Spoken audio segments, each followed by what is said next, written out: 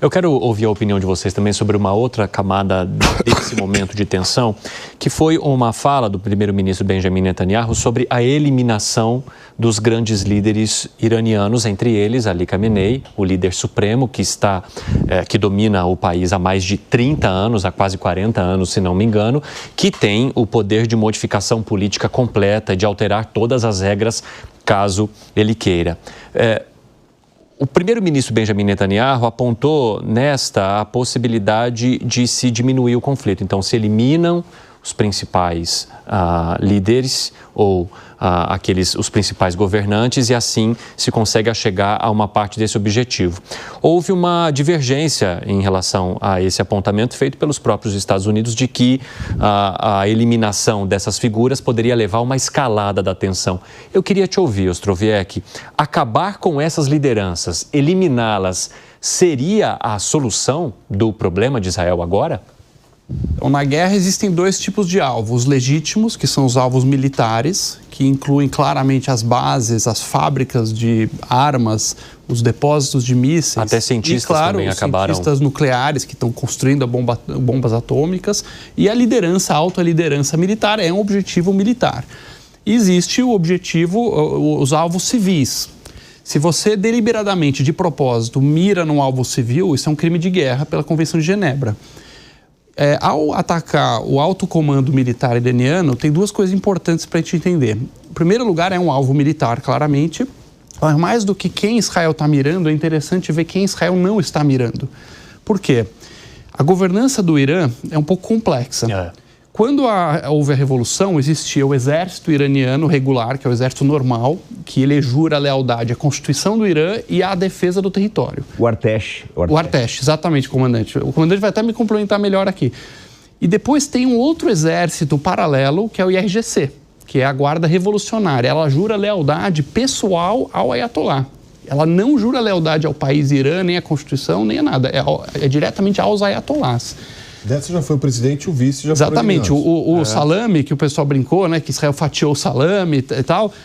O salame era o chefe da IRGC, abaixo dele estava o chefe da Brigada Al-Quds, que Bagheri. É o Bagheri, que ele é o braço, como se fosse a CIA do Irã. É o braço do IRGC que atua no exterior, financiando os grupos terroristas, etc. Então Israel está mirando nessa turma do IRGC. Do exército regular, até onde eu sei, até onde eu acompanho as últimas notícias, não houve nenhum assassinato. Eu também não vi. Ou seja, o Israel está mandando um recado, olha, povo do Irã, essa guerra não é contra o cidadão iraniano, essa guerra não é contra o exército regular que está lá para defender o país de vocês, nós queremos simplesmente atacar esse regime que declara que quer a nossa morte. Quer falar, Felberg? Sim. Depois eu quero te ouvir também, comandante, sobre essa estratégia. Complementar o que o professor Alexandre também colocou. Os povos iraniano, persa e judeu são povos que têm uma história de amizade que remonta a 2.500 anos. Houve um afastamento desde 1979 com o regime dos ayatollahs. Existem persas em Israel que vivem lá. Como se fossem figuras sagradas. Existem judeus no Irã. A amizade entre esses dois povos, ela remonta a mais de 2.500 anos. O que aconteceu foi de 79 em diante, que realmente o Irã não quer ser amigo de ninguém. O que ele quer é ver o fim do Ocidente, o fim dos valores, o fim de tudo que é ocidental, que é democrático, que é de liberdade. Comandante, eu quero te ouvir sobre essa estratégia. Eu vou só... Professor, por favor, não me entenda mal, doutor Feldberg. Vou fazer uma pequena correção de números só para o senhor, mas tá excelente. A separação entre o afastamento de Israel com o Irã começa mais ou menos em 85, porque Israel foi o país, pouca gente sabe disso, que mais ajudou o Irã na guerra contra o Iraque. Sim. Israel destruiu as bases iraquianas e que o maior beneficiado foi o Irã. Sim, não, quem fez o levantamento, isso é pouco conhecido, mas quem fez o levantamento... Em 81. Em 81, do reator de Osirak, foi o Irã, passou as informações para Israel. A cooperação dos dois países era muito boa, eu não sei onde se perdeu. Eu já pesquisei muito isso, eu nunca cheguei à conclusão de onde foi que as coisas saíram do controle. Né? Certamente 79 em diante acabou. Não, até 85 foi bem, até o Irã-Contras nos Estados Unidos. Eu penso da seguinte forma, doutor, na minha opinião, Israel e Irã estavam se acertando. Quando os Estados Unidos quis a participação deles no Irã-Contras, eu acho que danou tudo. E só, comandante, em 81 Israel destruiu as bases iraquianas, o programa nuclear iraquiano, e em 2007, se eu não me engano, da Síria. Da Síria. Sim. Tinha técnicos norte-coreanos trabalhando lá. A relação era boa. Como azedou, eu não sei. o porquê também, eu nunca consegui entender isso daí. Fiz várias pesquisas, mas eu nunca consegui. Tem um livro muito bom do coronel Oliver North chamado Sob Fogo Cerrado. Você lê, o North, ele era assessor do Reagan, foi o único que pagou o pato. Todo mundo ali estava envolvido no escândalo Irã-Contras, etc., e sobrou para o coronel. Mas isso é outra história.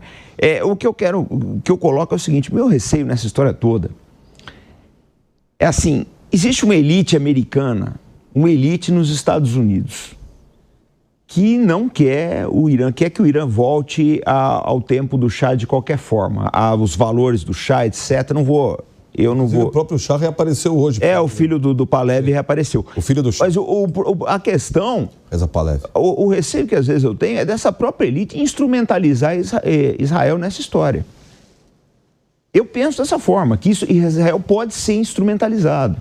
Isso não é bom para o país. Servir de massa de manobra. Eu penso que isso pode acontecer, doutor. A gente não pode descartar. No jogo da geopolítica, pessoal, não existe amigos, nem bonzinhos, nada disso. São só interesses, né? A gente precisa lembrar o seguinte, vamos recuar mais alguns anos. 1953, Mohammad Mossadegh, primeiro-ministro do Irã, nacionaliza os postos de petróleo, há um golpe de Estado pesado, patrocinado pela CIA e pelo MI6 britânico, e ele é derrubado. E o Shah é reentronado no Irã. Então, os interesses que atuam sobre esse mercado petrolífero é muito grande. Sim. Nessa história, Israel pode ser arrastado por uma guerra que, às vezes, acha que está defendendo seus interesses, mas pode ser instrumentalizado nesse sentido. Só para complementar, para não ficar muito longa a minha intervenção, eu tinha um chefe do Serviço de Segurança de Israel, não era do Mossad, eu não lembro agora se ele era do Shin Bet ou do Amman, era o general Meir Dagan, já faleceu. E o Dagan, ele deu um seguinte depoimento num livro que saiu recentemente aqui no Brasil. Ele falava da seguinte forma, falou, olha, um carro tem 25 mil peças, se você dá muito trabalho tirar 100 peças para você impedir o carro de andar, é mais fácil matar o motorista. Então, essa era a filosofia que existia no serviço de inteligência, né? E que eles têm essa visão, a visão de decapitação de lideranças, que os Estados Unidos têm também. Só que é o seguinte, gente, o que acontece? O problema é que são sociedades diferentes. Para você, se você eliminar, para um ocidental, se você eliminar uma liderança, aquilo soa como, olha, acabou, é um negócio assim, mas para os persas já é outra visão, é a visão de martírio, e eu não sei qual é o impacto. Só para dizer, para colocar para o senhor o seguinte, que eu tenho muitas dúvidas se isso vai funcionar. Por causa da divergência cultural. Que foi uma intervenção longa, desculpem. Não foi não, comandante. Não foi não, e esse exemplo que o senhor trouxe no final, inclusive desse amigo do senhor, faz muito sentido e tem muito a ver com a estratégia que estaria sendo aventada agora pelo próprio primeiro-ministro, que foi Felberg. Eu concordo com a intervenção do comandante. Se a gente pensasse a diferença é de 79, 85, seja 8 anos uma história de 2500, é empate técnico, a diferença é mínima. Sim. Então, de qualquer maneira, foi importante a colocação. Interesse em política. Política é interesse. Política é o jogo do interesse. Como colocar isso? Hoje o mundo está dicotomizado em dois lados, ele está partido ao meio. E eu compreendo a preocupação do comandante de que Israel possa se tornar uma massa de manobra, mas uma coisa é certa, os valores que Israel prega, os valores de um Estado democrático de direito, são muito mais próximos dos valores norte-americanos do que dos valores iranianos, então os interesses coincidem. Sim, muito mais próximo dos valores brasileiros. Sim, então, sem dúvida. Por isso que é muito frustrante a gente ver que... Daí a minha frustração que Itamaraty. Existem blocos, né? Essa é uma dúvida importante em relações internacionais, que assim, ou você pode ter uma visão moralmente equivalente, é todo mundo igual, cada um voto na ONU, etc., ou você pode ter uma visão de que, por exemplo, Noruega é uma coisa e Coreia do Norte é outra coisa. O tipo de sociedade que a gente quer almejar, nós queremos estar mais perto de quem? De um ditador que mata seu povo de fome, que as pessoas são mais baixinhas até por desnutrição, vai para o paredão, vai para o gulag, que não tem liberdade nenhuma e miséria, ou a gente quer uma sociedade próspera? Então, eu gostaria de ver o Brasil lado a lado no clube de países avançados, países democráticos, países com liberdades individuais, com igualdade de direito para mulheres. Eu queria ver nesse grupo. E não ver o Brasil, a diplomacia brasileira abraçada, passando pano e apoiando alguns dos piores regimes do mundo. Professor, como é que o senhor avalia essa possibilidade de eliminação de grandes lideranças? Me surpreende que ainda não tenha sido feito, né? Ou seja, alguma coisa de fato deve ter acontecido nessa negociação entre Trump e Netanyahu, algum cálculo estratégico, porque faria sentido. Eu tenho visto com esses ataques em Teherã, que do ponto de vista militar não é tão relevante, mas do ponto de vista do regime sim. Quando eu vi os ataques e continuo vendo os ataques, eu imagino que eles estavam buscando sim o Khamenei. Porque o sistema muçulmano... E, consequentemente, a queda do regime. Queda do regime, porque no sistema muçulmano, historicamente, a figura do chefe político e do chefe religioso são fundidas, né? Seja o imã, o califa, todas essas figuras. Essas duas coisas estão fundidas. Então, se ele cai, né, o sistema desmorona do jeito que está montado. Então, faria sentido como um ataque... Mesma coisa que o Putin tentou nas primeiras semanas da guerra da Ucrânia, tentar atingir lá o Zelensky, né? Porque ele enfraqueceria e aí recomeçaria tudo. Então, alguma coisa está acontecendo que nós não temos ainda acesso à inteligência, que está impedindo um ataque mais, digamos, letal. Eu tenho para mim que talvez seja o lugar onde ele está. Ou seja, provavelmente teria muita baixa civis, seria talvez algo muito crítico, mas faz mais sentido para acabar com o regime atacar o Khamenei. Professor. Bom, aí sempre é uma faca de dois gumes, né? Uma coisa que ou pode dar muito certo, ou também pode dar muito errado. E isso é um cálculo que existe, a famosa névoa da guerra, né? A guerra nunca é 100% previsível. Sempre existe algum quê de incerteza. Então, você realizar esses ataques contra figuras importantes, não só do ponto de vista das forças da Guarda Revolucionária Iraniana, como também do programa nuclear iraniano, isso pode ter um efeito positivo do ponto de vista de Israel, do ponto de vista do regime israelense, do primeiro-ministro israelense, tanto no sentido de apoio político interno, como a gente já discutiu agora há pouco, como também de uma possibilidade de ter uma melhor posição geopolítica em relação ao Irã, mas também isso pode levar a um processo de escalada das tensões no Oriente Médio e pode levar cada vez mais a um aumento da crise, né? O que a gente está vendo recentemente, desde os ataques do Hamas a Israel, é um processo de escalada das tensões, né? Do governo israelense sempre colocando para mais, apostando para mais.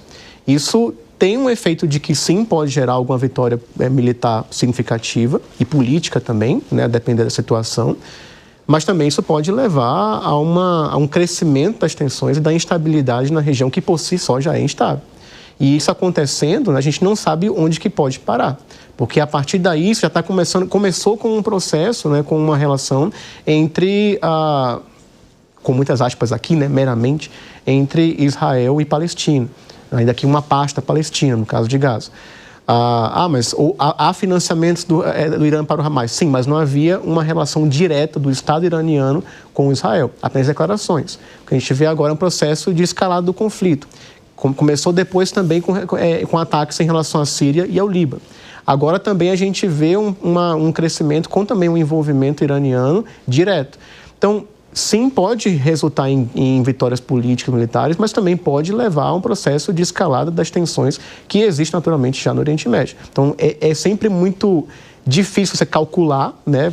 Novamente, a névoa da guerra está sempre presente, então pode gerar tanto para um lado quanto para o outro. Professor, qual grupo foi atacado por Israel sem ter sido provocado? Perdão? Nesse contexto todo, todas as vezes que Israel fez uma ação militar é contra um grupo que estava bombardeando o território israelense. O Hamas nem se fala, o Hezbollah nem se fala, o Irã no passado mandou mísseis a Israel. Dá um exemplo, o Egito, sabe quantos egípcios morreram nos últimos 50 anos por bombardeio de Israel? 0. Sabe por quê? Porque o Egito não manda míssil em Israel. Sabe quantos jordanianos morreram nos últimos 50 anos? 0. É muito simples, não quer brigar com Israel, é só não atacar e não tentar destruir o país. Deixa Israel em paz e Israel deixa as pessoas em paz também. Todos esses casos foram casos de grupos que têm como objetivo declarado destruir Israel e que aproveitaram o 7 de outubro para começar a mandar bomba. Que foi, professor? Não, exatamente, a gente tem que concordar que sim, existe, todo Estado tem o seu direito de legítima defesa. Isso é garantido pela Carta da ONU, né? Não há o que discutir. Agora, uma coisa é você defender o seu direito de legítima defesa e de existência do Estado de Israel, que, lembrando, é legítima, né, independente do que você coloca aqui. Outra coisa é você escalar uma guerra sem ver o que pode ter em termos de tensões. Então, sim, de fato, a questão aqui não é saber quem atacou Israel, não. A questão é saber qual que é a posição de Israel como Estado democrático, inclusive, né, e o seu compromisso com a paz no Oriente Médio. Quer dizer, a escalada de tensões ela vai continuar, a guerra ela vai envolver cada vez mais atores. Então, a questão é, que nem tinha sido colocado, existe uma necessidade de algum tipo de se chegar a uma mesa de negociações. Né? Caso contrário, o que a gente vai ver é que é uma continuação da escalada, enfim, sabe-se lá para onde. Depende, mas depois do Irã, qual seria a escalada? Qual seria o país que seria escalado além do Irã, se o Irã cai, por exemplo, o regime? Eu não digo somente em relação a aliados do Irã, mas eu digo, por exemplo, a participação de potências como os Estados Unidos nesse conflito. Né? E fora de outra questão importante também. Existe uma percepção internacional, né, o que é muito, já uma certa, mais ou menos consolidado em alguns países, de que você derruba o regime e isso automaticamente leva a uma estabilidade. Bom, a gente viu isso na Líbia, não gerou. A gente viu isso no Iraque, também não gerou. A gente viu isso no Afeganistão, também não gerou. A gente viu isso em vários países do mundo árabe, e isso não gerou. Ou seja, ou você tem uma solução negociada entre os estados, tanto as grandes potências quanto as potências regionais naquela região, ou a gente vai ter uma escalada na guerra que pode, inclusive, levar a uma derrubada do regime, mas, necessariamente, isso vai levar... Seria aquela consciência à luz do tempo de que as operações comandadas pelos Estados Unidos, por exemplo, não levaram à solução que eles esperavam e, pelo contrário, ainda matou muita gente e piorou a situação em muitas dessas regiões. Exatamente. 2021 foi com requintes até de ironia, né? Porque 2021 marcou 20 anos exato da operação no Afeganistão e deu no que deu. A gente viu novamente o Talibã. Guerra mais longa da história dos Estados Unidos. Exatamente. Comandante Farina, o senhor levantou a mão, depois eu vou passar também para você, Alexandre Pires, diga. É só colocar o seguinte, eu acho que ainda está no baralho a eliminação do Khamenei. Eu não duvido, olha gente, quando mataram o Ismail Haniyeh em Teherã, eu estava numa live e falei, o próximo alvo agora é o Nasrallah. 57 dias depois isso aconteceu. Então eu acho que o Khamenei é a carta do baralho, só que o que acontece é o seguinte, gente, o serviço de inteligência, eles não trabalham assim vamos cumprir essa missão de qualquer forma. A questão vai dar para fazer? Essa é a pergunta que se faz, porque o problema todo é que naquela sexta-feira 13, Israel perdeu a surpresa. Boa parte das redes do Mossad que operavam dentro do Irã estão sendo desmanteladas. Porque depois que você você revela o seu dispositivo militar no campo de batalha, o inimigo sabe onde estão suas posições e ele vai bombardear as mesmas. Então, a situação assim, eu não digo que o Mossad teve eliminado completamente a sua capacidade de operar no Irã. Acredito que devam ter células que não se apresentaram ainda. Tá? Mas a capacidade já é bastante degradada. Essa que é a questão que a gente tem que olhar. Eu duvido. Se a gente conhecendo... A gente tem que olhar o seguinte, gente. O Bibi, o Netanyahu, se não me engano, ele é oriundo do Sayeret Matkal. Se não me engano, ele veio daquela unidade de elite. E a filosofia do Sayeret Matkal, olha, gente, por favor, não me façam um julgamento aqui por um lado, eu estou mostrando para vocês uma situação militar. Como apresentaria se fosse um fórum do Irã? Eu estou colocando as coisas como o médico descreve uma doença. O Bibi é oriundo do Sayeret Matkal. A visão do Sayeret Matkal é essa. A cabeça dele é essa. Aquilo que a gente aprende logo cedo como tenente, dificilmente você vai mudar. Ele é primeiro-ministro hoje, sim, mas o capitão do Sayeret Matkal habita um pouco, eu não lembro se ele era do Sayeret Shaldag, eu não lembro bem, mas habita um pouco a cabeça dele. Eu duvido, sinceramente, que ele tenha desistido disso. Mas é difícil, né? Uma situação complicada. Felberg, rapidamente, vai lá, fala, Pires. Eu acho que tem uma dimensão que a gente tem que trazer também, né? Todo conflito tem fases, e eu concordo ali com o Farinacia a trazer esse ponto. A guerra tem um aspecto empírico, eu vou testando e vou descobrindo coisas, algumas coisas vão sendo reveladas e as oportunidades vão surgindo. Nós temos que lembrar que nós estamos na fase aérea do conflito. E algumas operações só vão ser possíveis quando o conflito for para uma fase terrestre.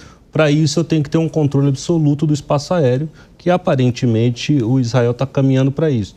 Aí talvez uma operação especial de assassinato contra o Khamenei em Teherã possa ocorrer e também a destruição das bases nucleares, né? Outros alvos são possíveis por ataque aéreo, mas pela estrutura que eles montaram, pelo domínio do concreto armado, tudo que eles conseguiram fazer, muitos dos bunkers ali e dos sistemas nucleares, estão muito enterrados. Então, provavelmente, Israel está vendo a possibilidade de, controlando o espaço aéreo, tentar ir para uma fase terrestre bastante concentrada. Se ele não conseguir avançar isso, alguns alvos são inatingíveis.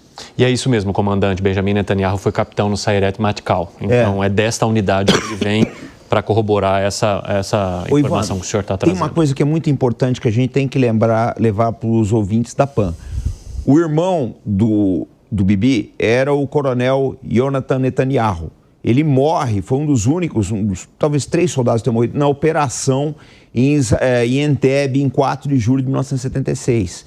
Isso pesou. O Netanyahu depois, ele ele se forma ele tem, acho que, tese defendida sobre a luta antiterrorista. Então essa coisa pesa muito nele. A gente tem que analisar, eu falo sempre, analisa a personalidade da pessoa. Formação. Exatamente, a formação, todo o background. Isso pesa muito. O Yoni, para ele, era um herói. Né? E ele morre, ele perde esse irmão. Então a gente tem que olhar todas essas coisas, gente. Para você ter uma visão em 3D dos cenários, tem que retrair 50 anos atrás. Outra coisa importante, o Bibi, se não me engano, ele foi embaixador em Washington, né? Sim. Então ele tem boas ligações com os Estados Unidos. Enfim, ele é um personagem, desculpem, muito criticado, mas ele é bastante multifacetado. A gente tem que olhar muita coisa para entender. Veja bem, volto a dizer, eu não estou julgando aqui, estou mostrando para vocês um painel de quem é o homem. Fala, Felberg. Eu queria colocar o seguinte, se a teoria, o movimento é de decapitação, é óbvio que a principal cabeça está a prêmio. Eu não tenho a menor dúvida que está a prêmio, que só não aconteceu ainda por motivos de estratégia, como colocou o comandante. Não é a qualquer custo, não é a qualquer preço. Precisa ver aonde está. E desconfio muito de que os Estados Unidos esteja só como observador disso tudo. Os Estados Unidos e Israel andam para. Certamente, eles estão ajudando. Certamente os Estados Unidos sabem de cada movimento. Essa história de que os Estados Unidos orientou a não fazer. Não fizeram porque não conseguiram ainda. Os Estados Unidos não é mero espectador, não se enganem.